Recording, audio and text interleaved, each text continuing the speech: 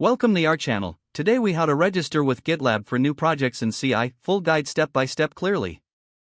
To begin, open your web browser and navigate to the GitLab website. Once the page loads, look for the sign up button in the top right corner. Click on the sign up button to start the registration process. You will be directed to a registration form. Here, you can choose to sign up using your email address. Enter your email address in the designated field.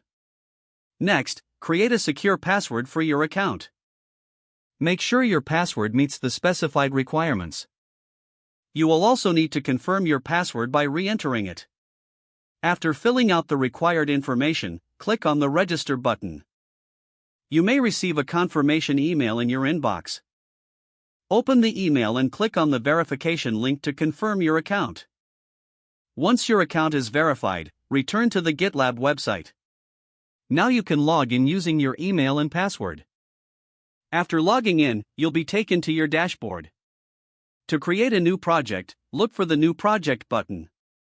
Click on the New Project button to start the project creation process. You will be prompted to choose a project name.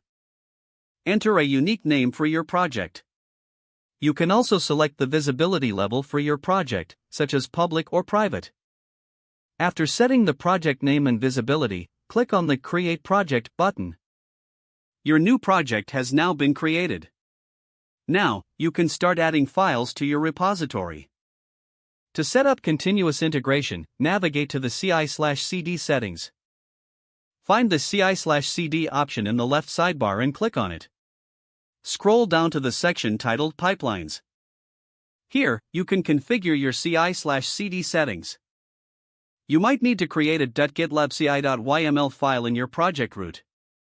Don't forget to like this video and subscribe to our channel for more step-by-step tech guides.